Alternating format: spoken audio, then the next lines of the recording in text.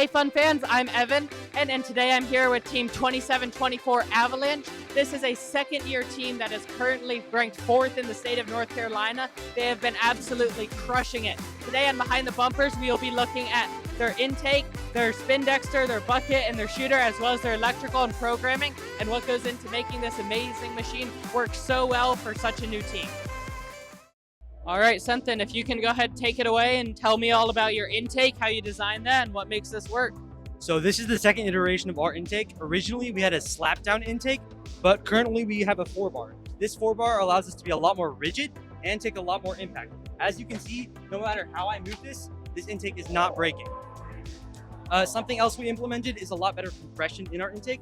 The compression here always stays between 0 and 0.375 inches. That way the ball has an easy path, yet still never leaves the touch of a wheel. Can we run the intake?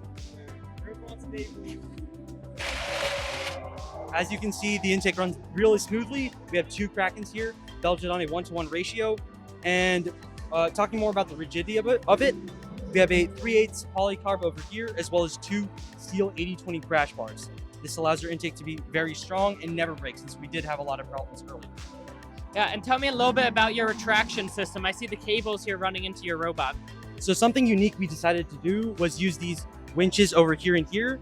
This allows us to be this allows us to retract the intake evenly from both sides while having a good mechanical advantage, which was again something we want to improve since our V1 intake had a lot of problems with that. Makes sense. Thank you. All right, if you want to go ahead and talk about your bucket and Spindexer. Hi, I'm Prathamesh.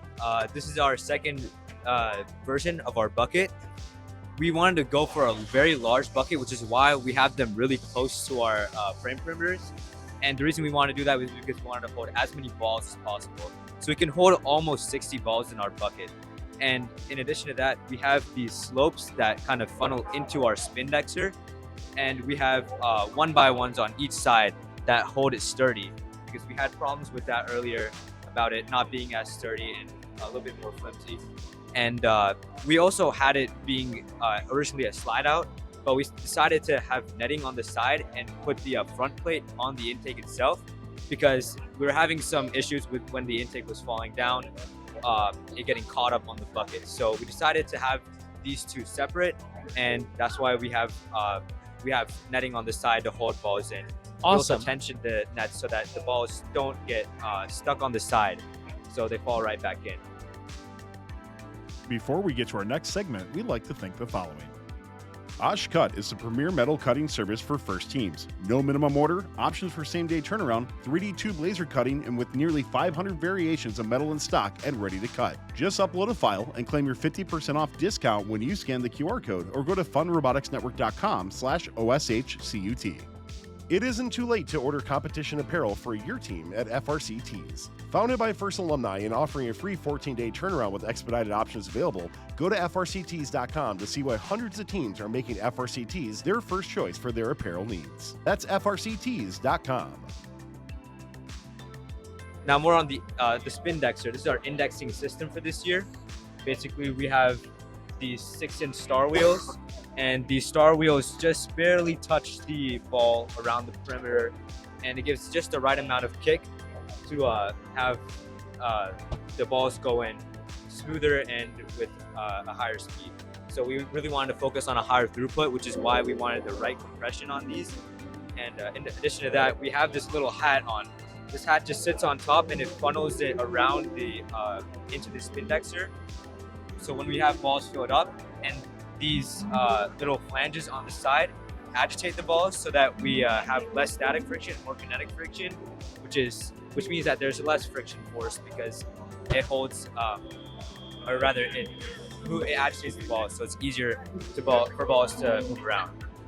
Awesome. And is that cap custom 3D printed? Yes, this cap is custom 3D printed. We designed it in SolidWorks, and we just 3D printed this cap, so it kind of just sits on top of here. Awesome. And how many iterations did it take to get a Spindexer like this working well? So mainly what we try to test out more were the walls for the Spindexer. We kind of try to test some different variations of that, and then we kind of got honestly lucky with these star wheels. We found these star wheels and They work really well, and we've been using them since our first competition. So it's been going pretty well for that, and overall, we're still seeing if there's any improvements, but so far, this is what's been working best for us. For the cap on here, we've had, I believe, 2 or 3 iterations of those on CAD, but we've mainly stuck with this overall same design because it's been working pretty well for us. It's our most, I'd say, consistent equipment. And basically it runs underneath the bed.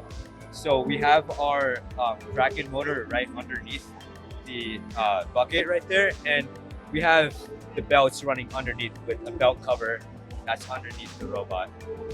Awesome, that's really impressive. Colin, if you want to talk about your turret and shooter. Sure, yeah, let's dive into the shooter. So our shooter consists of 2 main subsystems. There's the turret and there's the feeder system. So in our first weeks, we decided to go with just a stationary non-turreting shooter. And we chose reliability and getting compressions down. However, going into states, we knew we needed to up our game to be that more competitive robot. So we changed to a turret design. To start off with, we have our feeder system here, where the ball gets pressed in, 0.5 inches compression.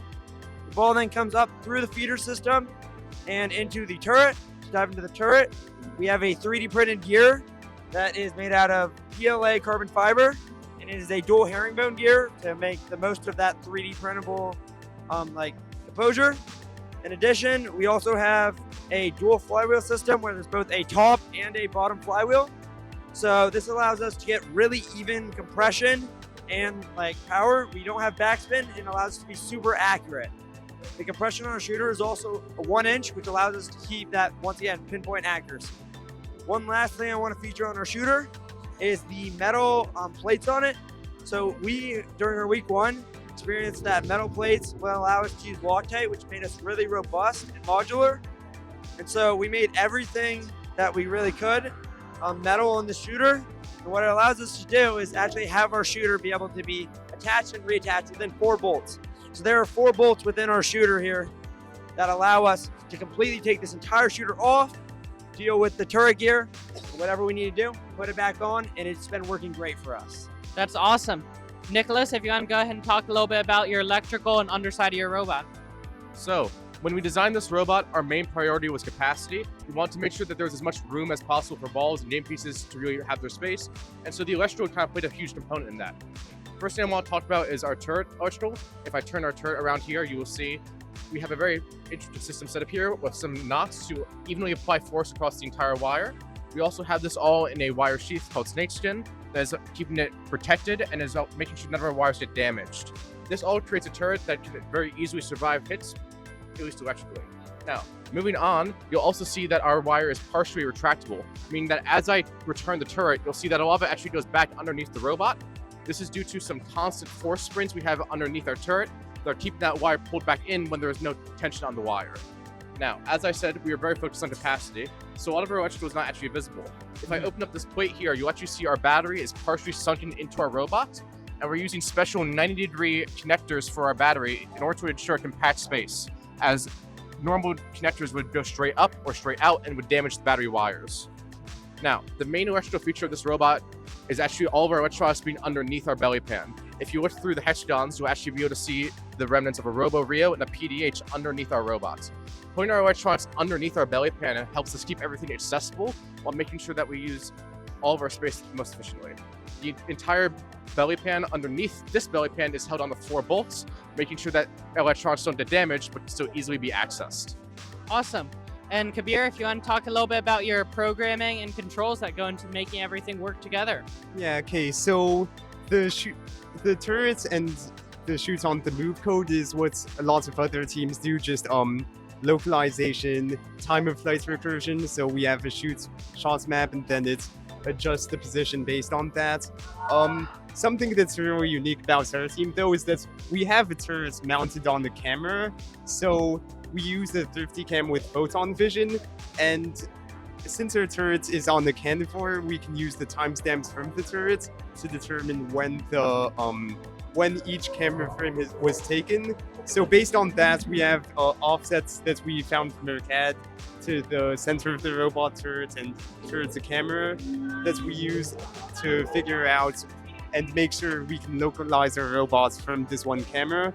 We use a fork of photon vision that's a pull request for next year from a mentor from Code Orange in California. Has a machine learning model that detects APRO tags, so the APRO tag detector only has to work in that region, which really helps a lot with FPS and making sure we keep an accurate position.